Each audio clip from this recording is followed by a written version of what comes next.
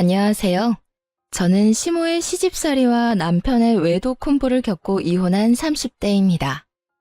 제 인생에서 이혼이라는 장르가 생겨날 것이라고는 생각해 본 적이 없었는데요. 정신을 차려보니 이혼녀가 되어 있네요. 그 과정은 아픔도 있었지만 후회 없이 시원하게 할 말은 한 것 같습니다. 이혼 후에 제 할 일 잘하면서 행복하게 살고 있네요. 사람 앞날 아무도 모른다더니 그 말이 딱 맞는 것 같아요. 남편을 처음 만났을 땐 제가 그 사람과 결혼을 하게 될 줄도 이혼을 할 거란 것도 몰랐으니까요. 남편과 처음 만난 곳은 제가 일을 하고 있던 가게였어요. 저는 작은 베이커리 가게에서 노하우를 배우며 일을 하고 있었어요. 남편은 그곳의 단골 손님이었어요. 하루가 멀다고 가게에 오는 남편과 자연스럽게 얼굴을 익히게 되었고 반갑게 인사 정도 나누게 되었죠. 그러다 제가 개업을 하며 가게를 그만두게 되었어요. 더 이상 그 사람을 보지 못하겠구나 했는데 어느 날부터 제가 개업한 가게로 찾아오기 시작했어요. 그런 그의 행동을 보며 어렴풋이 제게 관심이 있음을 느꼈어요. 얼마 후 남편이 고백을 했고 연애와 결혼으로 이어졌어요. 결혼을 준비할 당시 남편은 누구나 들으면 알만한 대기업을 다니고 있었는데 시모는 그 아들을 무척이나 자랑스러워했어요. 그리고 대기업에 다니고 있는 잘난 아들과 작은 가게를 하는 제가 어울리지 않는다고 생각하는 것 같았어요. 매출부터 가게 평수 등 여러 가지를 자세히 묻고 난 후 굳어버린 표정을 보는데 모를래야 모를 수가 없었죠. 그런 상황을 겪고 나니 그 사람을 사랑하지만 결혼을 하는 것이 맞는지 고민이 되기 시작했어요. 결혼을 밀어붙이는 그 사람 때문에 마지못해 결혼을 허락하는 시모의 결정이 마음에 걸렸어요. 있잖아, 이 결혼 생각 좀 더 해봐야 할 것 같아. 뭐? 왜? 혹시 우리 엄마 때문에? 솔직히 말하면 맞아. 어머님이 나 탐탁치 않아 하시는 것 같은데 아무리 자기를 사랑해도 그런 결혼은 하고 싶지 않아. 나도 내가 하는 일에 자부심이 있는 사람인데 어머님은 그런 내가 자기한테 한참 모자란다고만 생각하시니 앞으로 이어질 일들이 너무 걱정돼. 아니야, 자기야. 물론 자기 말대로 우리 엄마가 처음에 좀 부족하다고 생각했던 건 맞는데 내가 자기에 대해 잘 이야기했더니 좋게 다시 생각하는 듯했어. 내가 그런 일로 자기는 마음 상하는 일 없도록 할게. 그러니까 우리 엄마 생각은 하지 말고 나만 믿고 결혼해. 자기 마음은 잘 알겠는데 그래도 생각 좀 해볼게. 생각을 좀 해보자는 저의 말에 남편은 더 적극적으로 구애를 했고 그 애틋한 마음을 믿고 결혼까지 하게 되었습니다. 고민을 하긴 했지만 결혼을 하고 보니 남편과 함께하는 생활이 만족스러웠습니다. 이래서 다들 결혼을 하는구나 하는 생각이 들 정도로 행복했죠. 하지만 기쁨도 잠시 시모와 문제가 생기기 시작했어요. 결혼 초반에 남편의 앞에서는 다정했던 분이 남편이 없는 곳에선 저를 알게 모르게 무시하기 시작하더군요. 처음엔 그런 유치한 행동을 믿을 수가 없어 제가 오해한 게 아닐까 생각했어요. 시간이 흐를수록 저를 향한 눈빛과 바로 옆에서 제가 말을 걸어도 무시하는 행동을 보며 오해가 아니라는 걸 알게 되었어요. 어린애도 아니고 다 큰 어른의 그런 행동이 기가 막혔지만 큰 피해를 주는 것도 아니고 무엇보다 참을만 했기에 두고 보고 있었죠. 그리고 왜 저를 무시하냐고 따졌다가 자신은 못 들어서 그랬다고 하면 그만이니 따지기도 애매한 상황이었어요. 그러던 어느 날 저를 따로 시댁으로 부른 적 없던 시모가 집으로 한번 오라더군요.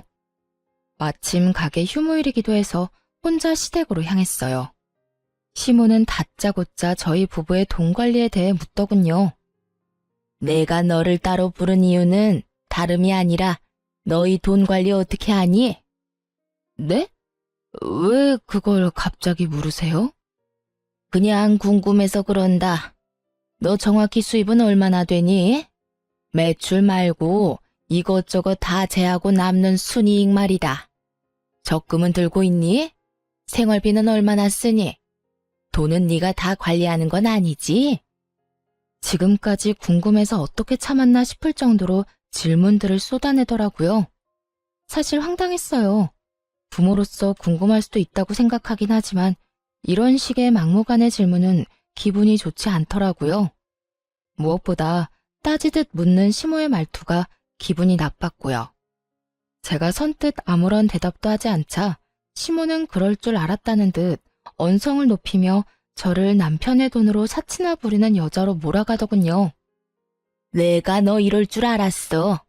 너 우리 아들이 벌어다 준 돈 막 쓰고 살지? 그러니까 내 말에 하나도 대답 못하는 거 아니야. 기가 막혔죠. 저요, 적금도 충분히 들고 있었고 시모의 말처럼 사치 부리지도 않았어요.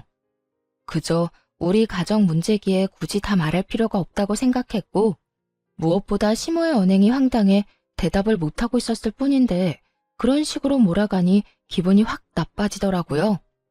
어머님, 무언가 크게 오해하시는 것 같은데요. 어머님이 생각하는 것처럼 남편 돈만 쓰면서 살고 있지 않아요. 물론 생활비는 공동 돈에서 쓰지만 저나 그이나 서로 필요한 물건은 각자 번 돈으로 알아서 사고 있어요. 물론 적금도 충분히 들고 있고요. 그런데 아까 내가 물을 땐 왜 아무 말도 안 했니? 그거야, 저희는 이제 성인이고 돈 관련 문제는 저희 두 사람이 알아서 할 문제인데 굳이 다 말씀드려야 하나 싶어서 아무 말도 안 했던 것뿐이에요. 어머님께서 갑자기 그런 질문들을 하시니 당황하기도 했고요. 저는 충분히 잘 설명했다고 생각했는데 시모는 제 말을 제대로 듣지도 이해하지도 못한 듯 했어요. 제 말이 끝나자마자 불같이 화를 내더군요. 너 지금 말 다 했니? 정말 말 웃기게 하는구나. 네 남편이기 전에 내 아들이다. 그런 귀한 내 아들이 힘들게 번 돈 어디에 어떻게 쓰는지 엄마가 궁금할 수도 있는 거야. 그러니 당연히 대답해줘야 할 거 아니야. 막무가내로 대답할 것을 요구했고 이때 저는 앞으로의 원만한 결혼 생활을 위해서라도 확실하게 짚고 넘어가야 한다고 생각했어요. 웬만하면 좋게 넘어가고 싶었지만 여기서 지고 들어가면 앞으로도 우리 부부 생활의 모든 부분을 간섭하실 것이 분명해 보였으니까요. 결혼 전까지는 어머님의 아들이기만 했지만 이제 제 남편이기도 하죠. 시기상으로 따지면 어머님 아들이 먼저겠지만 중요한 걸로 따지면 이젠 그렇지도 않고요. 다시 한번 말씀드리는데 생활비, 제 수입, 남편의 월급 그 모든 건 저희 부부의 일이고 일일이 어머님께 다 말씀드릴 필요 없다고 생각해요. 저희도 이제 성인이고 아까 말씀드렸다시피 어머님 아들은 이제 저와 가정을 이루었으니 이런 문제는 부부끼리 알아서 잘하고 살겠습니다. 아, 그러니까 너희가 알아서 할 테니 이 늙은이는 신경 쓰지 말라. 이 뜻이니? 네가 이렇게 나오니 더 의심하는 거야. 네가 내 아들 돈으로 흥청망청 쓰고 살지 않으면 왜 말을 못하는 게야? 네가 당당하지 않으니까 상관하지 말라며 숨기는 거 아니냐 이 말이다. 마음대로 생각하세요. 어차피 제가 뭐라고 하든 그대로 믿지도 않으실 거잖아요. 시모는 며느리가 자세히 이야기하는 대신 우리 일에 간섭하지 말라고 하니 저를 당신 아들 돈이나 흥청망청 쓰는 여자로 몰아갔어요. 시모는 화가 많이 난 듯 했지만 그러거나 말거나 그냥 무시하고 집으로 돌아왔어요. 저 역시 화가 많이 난 것은 마찬가지였으니까요. 결혼할 당시 양가에서 받은 도움도 없었고 그렇다고 남편보다 부족하게 결혼 준비를 한 것도 아니었어요. 그런데 시모는 저희 결혼에 자신이 아주 큰 도움을 주었으며 저는 맨몸으로 시집와 남편 돈이나 탐하는 사람으로 대하고 있었죠. 저희 부부의 돈 관리에 대해 알고자 하는 그 마음이 이해가 되지 않았어요. 그날 밤 저 혼자 해결할 수 있는 문제가 아니라고 생각하고 남편에게 그날의 일을 모두 알렸어요. 여보, 어머님이 오늘 나를 집으로 따로 부르시더니 내 수입부터 시작해서 우리 돈 관리는 어떻게 하고 있는지 물으셨어. 내가 너무 당황해서 아무 대답도 못하고 있으니까 나보고 뭐라고 하신 줄 알아? 당신이 벌어다 준 돈 흥청망청 쓰고 있는 거 아니냐고 오해하고 버럭 화를 내시더라니까. 그래? 별일도 아닌데 그냥 대답 좀 해주지 그랬어. 괜히 엄마 기분만 상하게 만든 거 아니야? 당신 말대로 별거 아닌 문제일 수도 있지만 별거인 문제가 될 수도 있어. 엄연히 우리 가정일인데 어머님 기분 상할까봐 일일이 다 보고하면서 간섭받으면서 살 거야? 지금 이 상황, 당신이 생각하는 것만큼 간단한 문제가 아니라고. 나는 모르겠으니까 당신이 알아서 해. 당신이랑 엄마 사이에서 귀찮아지는 거 딱 질색이야. 그러니까 당신이 알아서 하고 나한테는 아무 말 하지 마. 남편은 알아서 하라며 이 일에서 슬그머니 발을 빼버리더군요. 해결은 못해줄 망정 피하려고만 하는 남편을 보며 자신이 당해보지 않아 저런 식으로 행동할 수도 있겠다 싶었어요. 그래서 친정엄마께는 죄송하지만 모든 사실을 알려드리며 도움을 청했어요. 며칠 뒤 엄마는 저녁 식사를 하자며 저희를 부르셨죠. 그리곤 준비하신 말을 꺼내놓으셨어요. 저기 우리 사위는 연봉이 얼마나 되나? 뭐 대기업 연봉이 높으니 우리 딸 굶기지는 않을 만큼 버는 건 알긴 하지만 요즘 워낙 경기가 좋지 않아 내가 걱정이야. 희망퇴직 이런 거 하라고는 안 해? 그리고 혹시 돈 관리는 누가 하는지도 물어봐도 될까? 아니, 혹시 우리 딸이 생활비 눈치 보고 사는 건 아닌가 걱정이 돼서 말이야. 엄마는 시모가 내게 그랬던 것처럼 돈에 관한 질문을 했어요. 남편은 그런 엄마의 끝없는 물음에 크게 당황하는가 싶더니 주섬주섬 대답을 하더군요. 그렇게 불편한 저녁 식사 시간이 끝나고 남편은 그런 간섭이 상대방에게 얼마나 무례하고 곤란한 일인지 뒤늦게 깨달은 듯 했어요.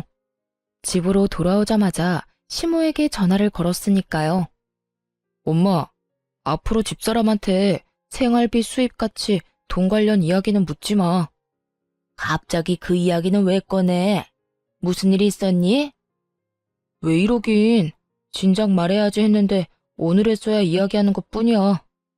엄마는 그저 궁금해서 물어봤을지 몰라도 듣는 사람은 얼마나 기분 나쁘고 곤란하겠어? 그냥 궁금해서 그랬지.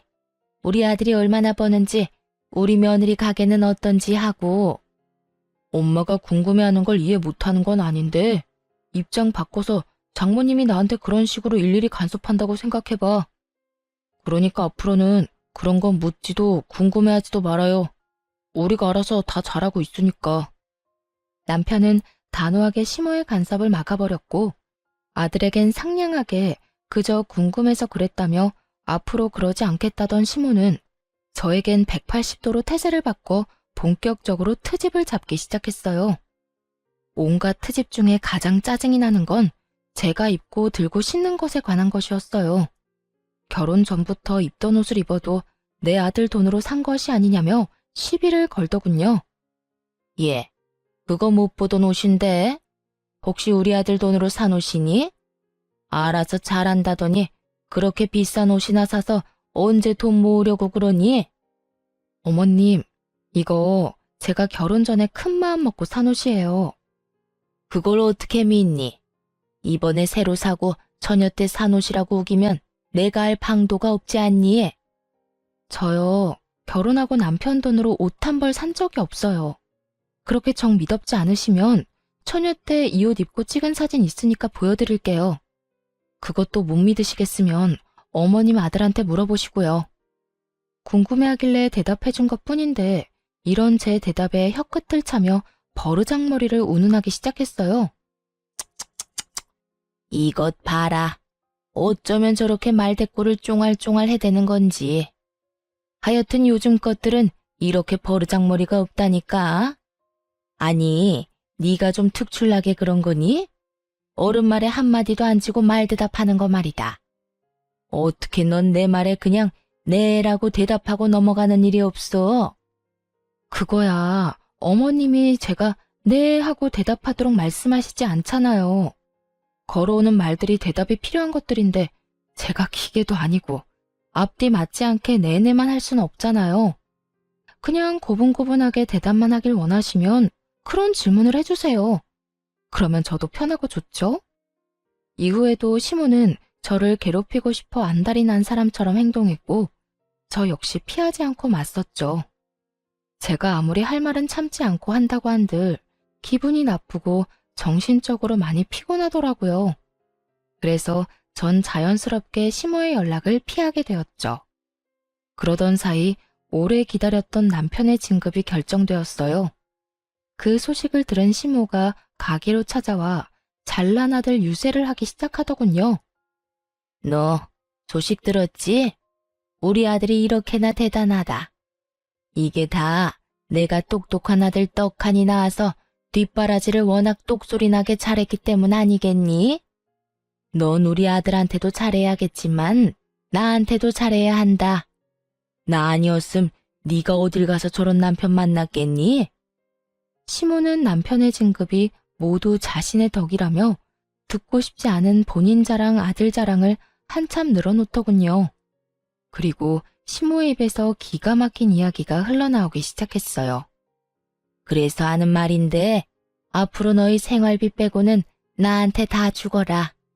진급도 했으니 연봉도 올라갈 텐데 그 돈을 너희가 관리해서 제대로 모으기나 하겠니? 내가 내 용돈 조금 빼고 다 모아줄 테니 당장 다음 달부터 그렇게 해. 용돈만 좀 달라고 해도 시모 하는 꼴이 기가 막혀주기 싫은데 아예 생활비를 빼고 나머지 돈을 당당하게 내놓으라니요. 너무 당당하게 저딴 말을 하는 모습을 보니 황당하더라고요. 이 일을 남편에게 말해봤자 소용이 없겠다는 생각이 들었어요. 말해봤자 뭐 하겠어요. 작은 문제도 귀찮다고 저에게 다 미루는 사람인데 이번 상황이라고 뭐가 다를까 싶었으니까요. 빠르게 머릿속이 정리되어 갔고 이 상황을 제가 해결하기로 했죠. 그러니까 어머님 말씀은 제가 돈 관리를 똑바로 못할까봐 돈을 맡기라는 뜻이네요. 그래, 그거지. 이제야 네가 말이 좀 통하는구나. 그런 문제라면 친정에 맡길게요. 아시겠지만 저희 부모님 두 분 다 오랫동안 은행에 계시다가 퇴직하셔서 자산 관리는 전문가 뺨치게 잘하세요. 투자 쪽도 꽤 잘 아시고요. 당장 다음 달, 아니 당장 이번 달부터 친정에 다 맡겨야겠어요. 이런 생각은 하지도 못했는데 감사해요. 저는 밝게 웃으며 시모에게 감사 인사까지 전했고 이런 제 말에 노발대발하기 시작했습니다. 너 지금 그 말 진심이니? 당연히 너희가 번 돈은 시댁에 맡겨야지. 그걸 왜 친정에 맡기는 게야? 시댁이랑 친정이 같아? 넌 출가했으니 이제 우리 집 사람이다. 같은 부모님인데 뭐가 다른가요? 저도 저희 집에선 하나뿐인 귀한 자식인데요. 설마 친정에서 저희 돈이라도 떼먹을까봐 그러세요? 걱정 마세요. 절대 그런 일은 없어요. 그게 무슨 말 같지도 않은 소리니? 같다니 뭐가 같단 말이야. 너는 우리 집에 시집 왔으니 이제 네 친정과는 끝난 인연인 거야. 그리고 내 아들 돈을 왜 엄한 집에다 맡겨? 내 아들 돈은 내 돈과 다름이 없다. 그런 내 돈을 왜 사돈댁에 맡긴다는 말이야? 어머님 말이야말로 헛소리를 하시네요. 결혼하기 전이야 어머님 아들이니 아들 돈을 마음대로 관리했을지 몰라도 이젠 저랑 결혼했으니 더는 어머님 돈이 아니라고요. 전 그대로 시모를 가게에서 내쫓아버렸고 그날 저녁 집에 화가 잔뜩 난 남편이 저를 기다리고 있더군요. 당신 어떻게 그럴 수가 있어? 아무리 엄마랑 사이가 좋지 않다고 해도 그렇지. 용돈 좀 받아보겠다고 거기까지 찾아간 시어머니를 그렇게 매정하게 쫓아낼 수가 있어?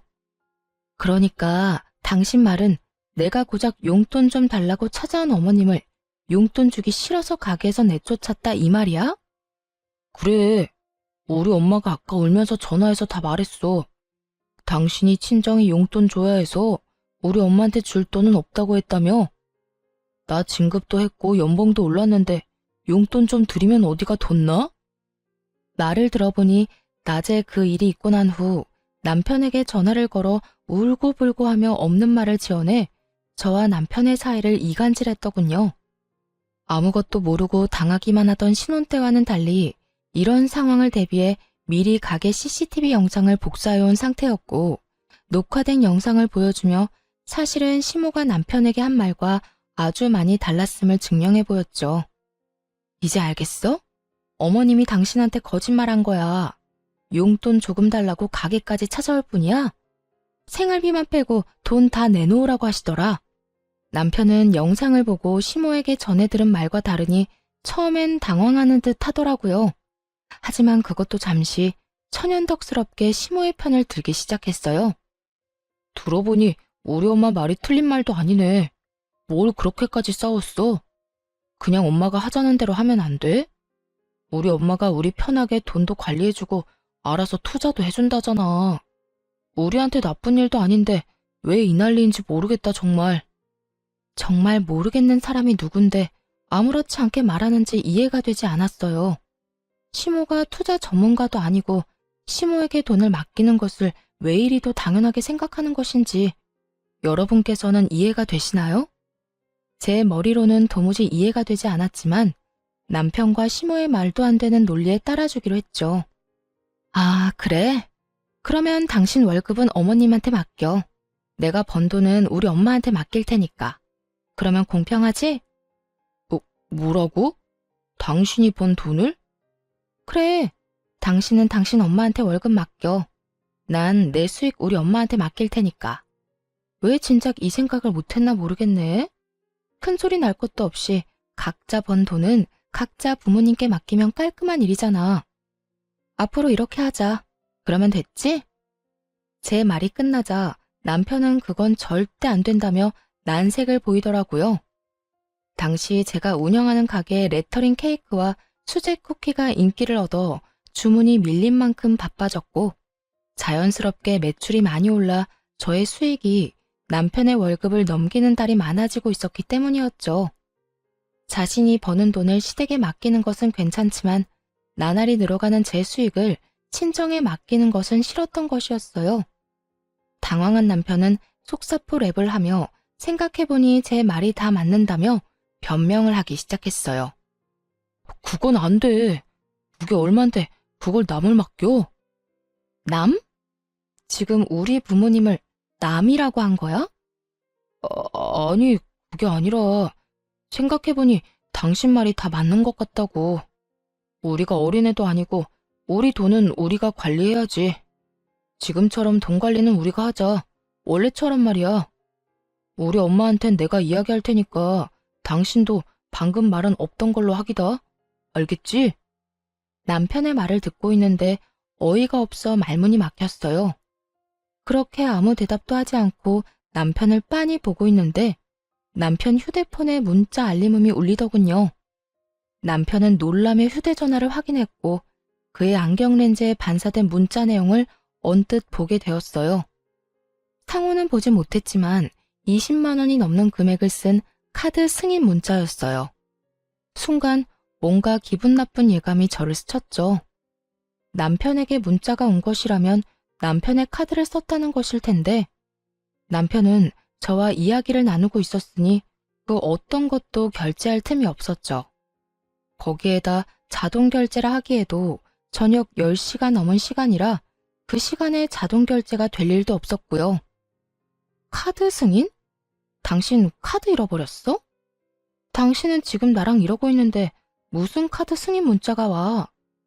나는 혹시나 하는 마음에 남편에게 물었고 크게 당황하는 듯 하다가 대답하더군요. 잃어버린 게 아니라 엄마한테 꼭 필요한 거 있으면 쓰시라고 한 장 줬어. 뭐? 카드를 어머님 드렸다고? 비상용으로 혹시나 해서 줬는데 오늘 쓸 일이 있었나 보네. 당신 기분 나쁜 거 아니지?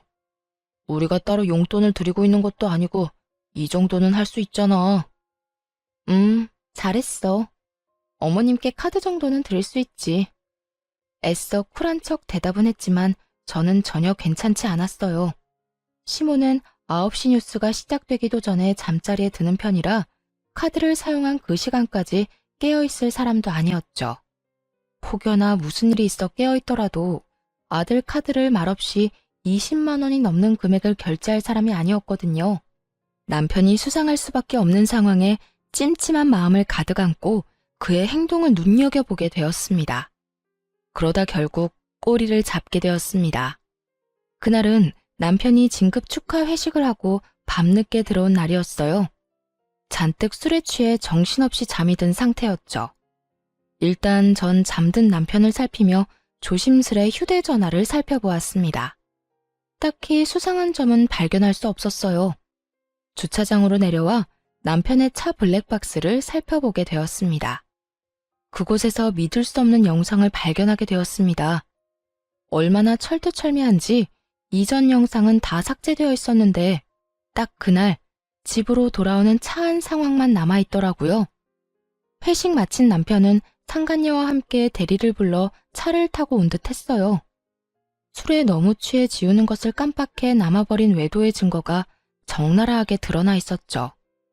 자기야, 오늘 너무 많이 마신 거 아니야? 진급해서 기분 좋아 마시는 술은 아닌 것 같던데. 요즘 집사람 때문에 스트레스 받아서 그래. 무슨 여자가 한마디 지는 법이 없어. 우리 엄마한테도 또박또박 말대답이나 하고 말이야. 내가 요즘 두 사람 그 사이에서 아주 피곤해. 그것만큼 남자 피곤하게 만드는 일이 또 없지. 그래서 난 우리 남편이 뭐라고 하면 그냥 대답만 하고 무시해버려. 말 길게 해봤자 좋은 게 하나 없더라고. 자기는 어쩌면 이렇게 현명해? 어디 현명하기만 해?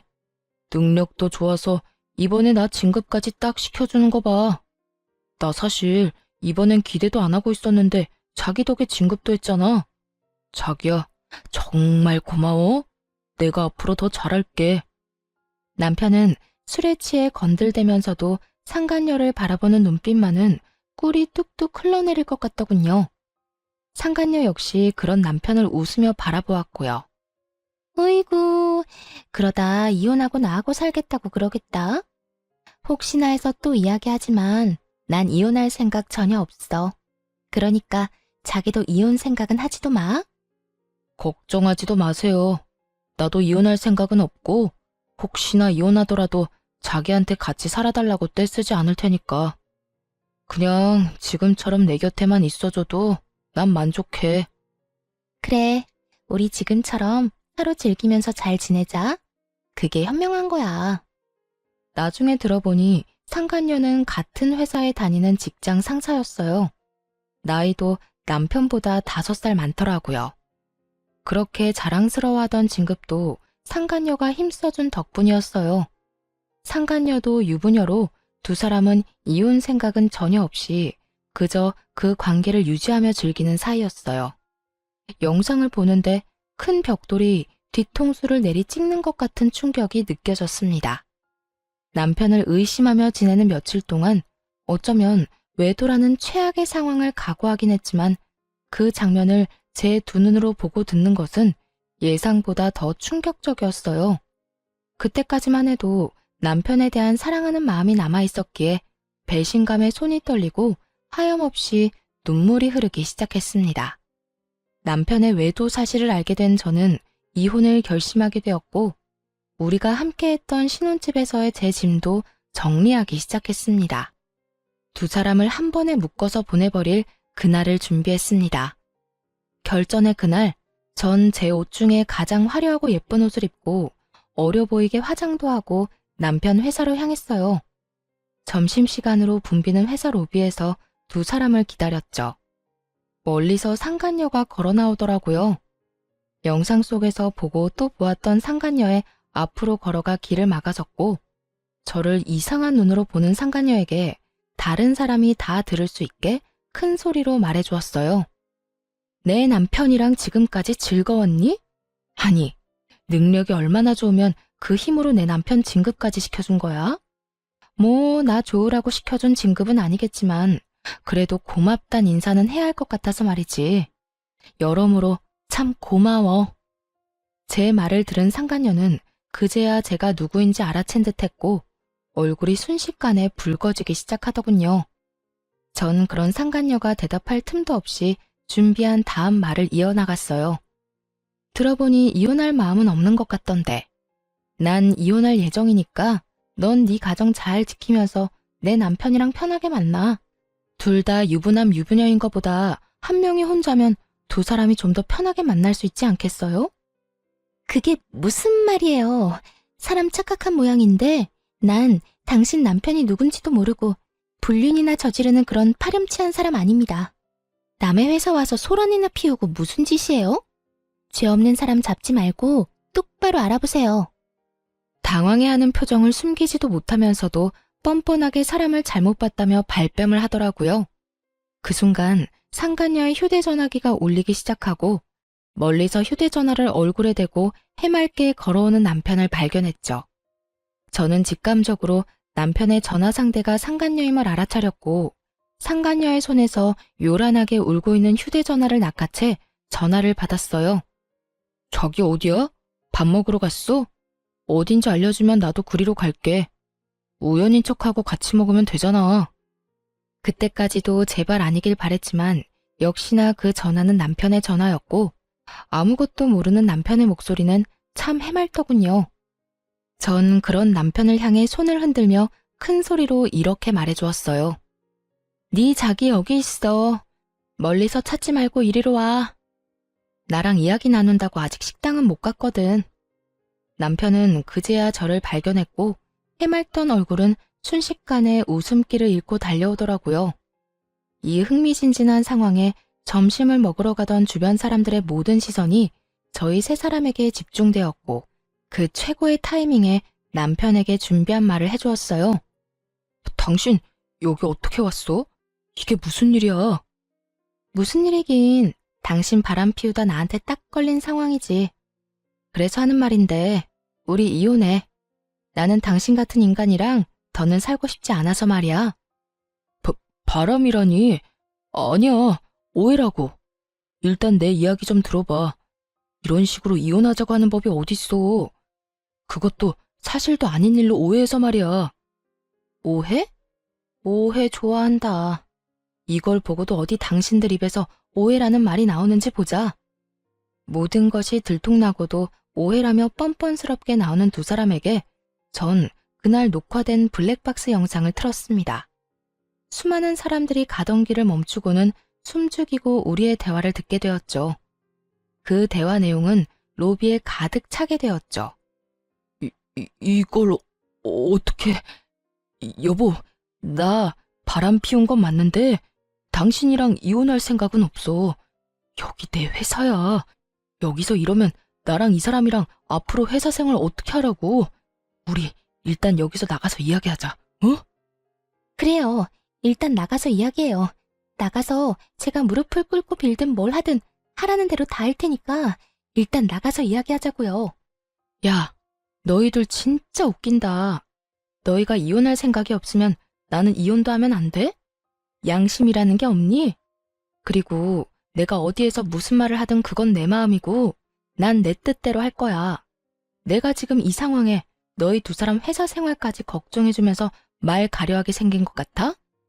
손댈 가치도 없어 보여서 좋은 말로 해주니까 내가 만만해?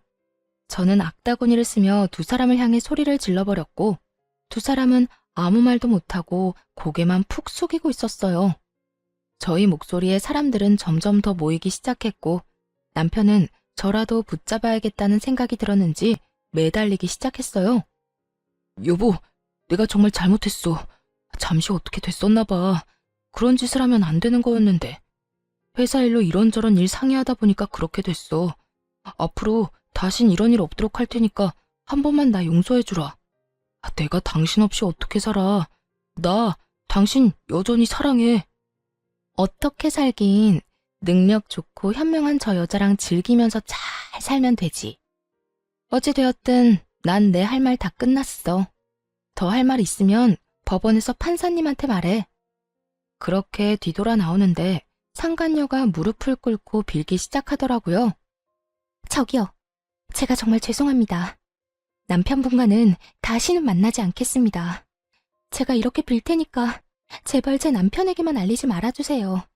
저 정말 이혼만은 절대 하고 싶지 않아요. 정말 웃기지 않나요? 자기 가정은 그렇게 소중하다는 사람이 남의 가정은 이렇게 망쳐놓고 이제 와서 미안하다는 말로 사과라뇨. 상간녀는 바닥에 머리를 숙이며 저에게 울고불고 하며 매달렸고 전 그런 상간녀를 내려다보며 말해줬어요. 와, 이거 진짜 웃긴 년일세. 남의 가정은 이딴 식으로 다 망가뜨려 놓고 네 가정은 행복하길 바래? 그렇게 네 가정이 소중했으면 애초에 이런 짓을 하지 말았어야지. 제발요. 제발. 정말 이혼까지 생각한 만남도 아니었다고요. 그저 가끔 밖에서 따로 시간 보내고 일 이야기 좀 나눈 것뿐이라고요. 그러니까 제발 제 남편에게만은 말하지 말아주세요. 말했지? 네가 이혼을 한다 만다 결정할 문제가 아니라고. 이거나, 너도 할 말 있거든. 변호사 데리고 와서 법원에서 이야기해. 그 더러운 손 내 몸에 대지 말고. 전 끝까지 제 바지가랑이를 붙잡고 늘어지는 상간녀를 뿌리친 채 그대로 친정에 왔습니다. 놀란 친정 부모님께는 그간의 일들을 조목조목 말씀드렸어요. 친정 부모님께 극진한 케어를 받으면서 이혼을 진행하게 되었어요. 전 당연히 유리한 재산 분할과 함께 두 사람에게 위자료를 받고 깔끔하게 이혼할 수 있었죠. 전 남편과 상간녀는 불륜 관계를 비롯해 진급에도 상간녀의 과한 개입이 있었음이 밝혀지며 둘 다 사이좋게 회사에서 쫓겨나고 말았죠. 제가 집으로 보내버린 소장을 상간녀의 남편이 발견하게 되며 상간녀 역시 외도 사실이 드러나 이혼을 당했다고 하더군요. 그리하여 전 남편 역시 상간녀 남편에게 위자료를 주게 되었고 그렇게 두 사람은 이혼을 하며 두 번의 위자료를 주느라 거지가 되었다고 합니다. 그렇게 그 지독한 인연도 끝이라고 생각했는데 전 시모가 가게로 찾아왔더라고요. 급한 일이 있는데 전 남편이 연락이 안 된다고 말이죠. 너는 왜 전화를 안 받니? 여긴 무슨 일이세요? 내 말 안 들리니? 왜 전화 안 받았냐고 내가 물었잖니? 몇 번을 전화했는데 어떻게 단 한 통을 안 받을 수가 있냔 말이야? 내가 굳이 그쪽 전화를 받아야 하는 이유라도 있나요?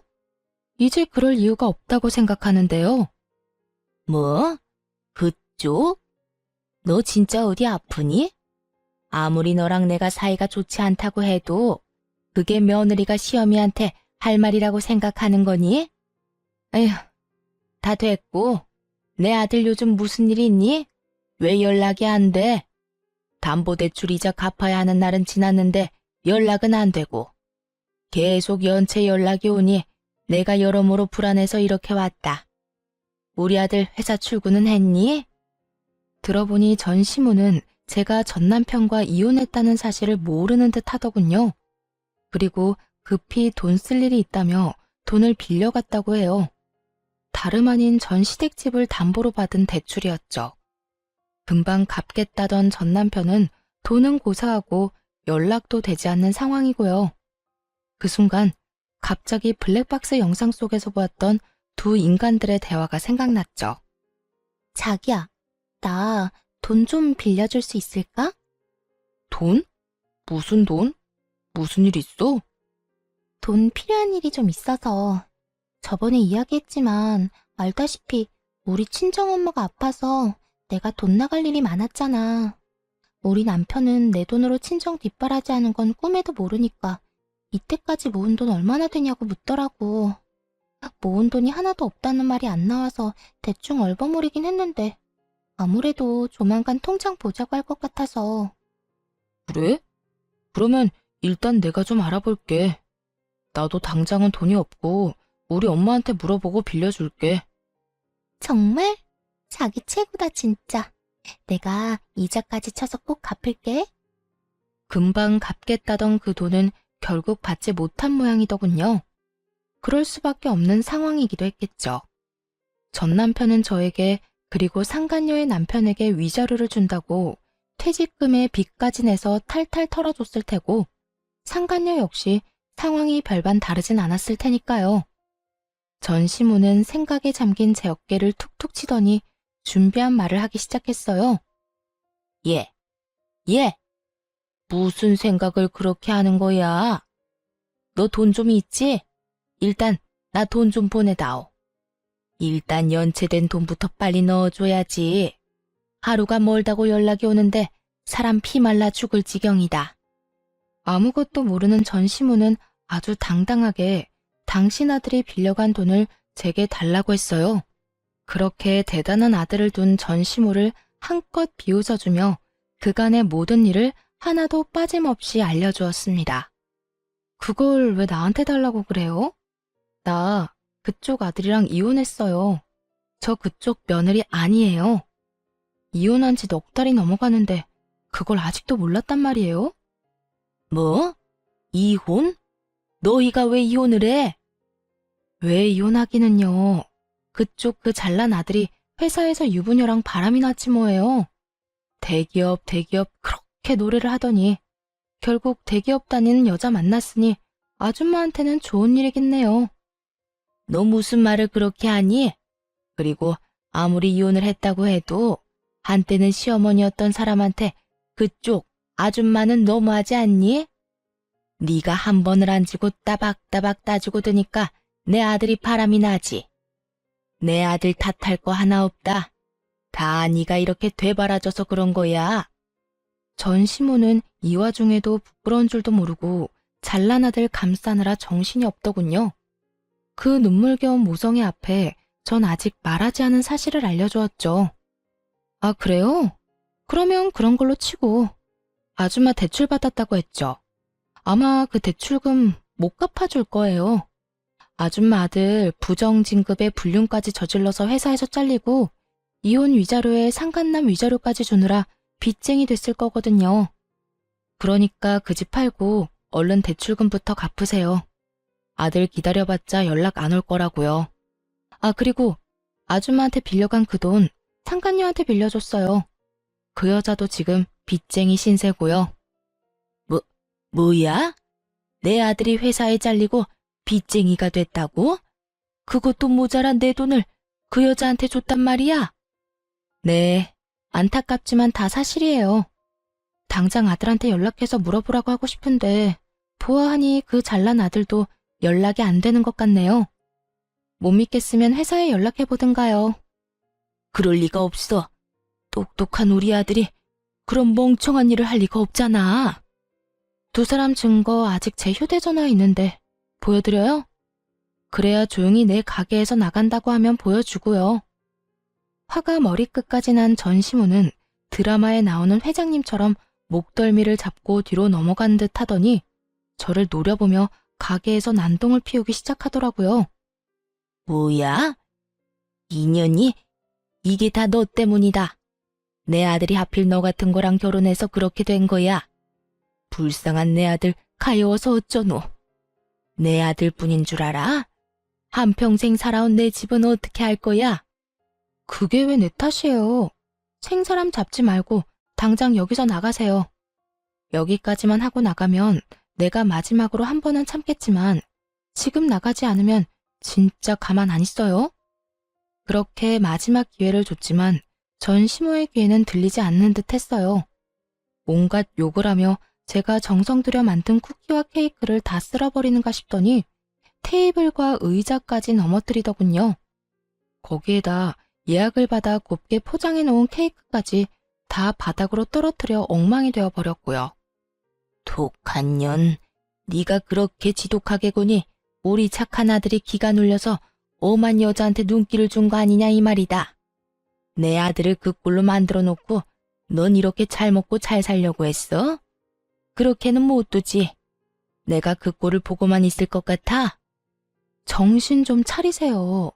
아줌마 아들이 바람을 피운 건 나 때문이 아니라 아줌마 아들이 그런 인간이라 일어난 일이에요. 회사에서 잘린 것도 빚쟁이가 된 것도 다 아줌마 아들 탓이고 다 아들을 그따위로 키운 아줌마 탓이라고요. 전 이렇게 고함을 질러주며 전 시모를 끌어다 가게 밖으로 내쫓아버렸고 경찰에 신고를 해버렸죠. 예전의 관계를 생각하며 전 시모의 만행을 그냥 넘길 만큼 마음이 너그러운 사람이 아니었어요. 사실 전 시모와의 정은 쌓인 적도 없었지만요. 그렇게 전 경찰에게 가게에서 난동을 부린 모든 장면이 담긴 CCTV 녹화 파일을 넘겨드렸고 전 시모가 망가뜨린 제품을 비롯한 모든 것들을 청구해 다 받아냈죠. 전 시모는 제가 그렇게까지 나올 것이라 생각하지 못했는지 저에게 전화가 와서 화를 내긴 했지만 그대로 차단해버렸습니다. 그 이후 다시 연락을 한다거나 찾아오는 일은 없었어요. 시간이 지나 건너 들려오는 소문에는 전 남편과 상간녀는 빚쟁이가 되어 하루살이 신세를 면치 못하고 살아가고 있다고 했어요. 그렇게 그 소식을 마지막으로 지긋지긋한 전 남편 그리고 그 가족과의 인연의 끈도 끊어지게 되었습니다. 전 좀 더 좋은 곳으로 가게를 옮겼어요. 새로운 곳에서도 다행스럽게도 자리를 잘 잡고 잘 지내고 있어요. 일이 많아 돈을 많이 버는 것이 좋긴 하지만 아무래도 그만큼 몸이 힘들기에 하루에 정해진 양만 판매하고 나머지 시간은 레시피 개발이나 휴식을 하며 시간을 보내고 있는 요즘이에요. 아직 누군가를 연애를 하거나 다시 결혼을 할 마음은 없어요. 아무래도 믿었던 사랑하는 사람의 배신이 가장 힘들었지만 전 시모에게 온갖 트집 잡히며 시달린 것도 큰 스트레스였거든요. 물론 모든 시어머님이 그런 것도 아니라는 것도 알고 모든 남편들이 그런 것이 아니란 걸 잘 알고 있습니다. 그럼에도 한동안은 남을 사랑하는 대신 저를 사랑하며 지내고 싶은 마음이 더 큰 상태랍니다. 이렇게 지내다 좋은 사람이 나타난다면 다시 새 출발할 생각이 들게 될까요? 지금은 저를 위한 이 생활이 너무나도 평온하고 너무나도 만족스럽네요. 이런 걸 행복하다고 하는 거겠죠? 하여튼 전 지금이 너무 행복하다는 말을 전해드리며 이만 물러가 보려고 합니다. 긴 글 함께 해주셔서 감사하고 모두 행복하시길 진심으로 바랍니다.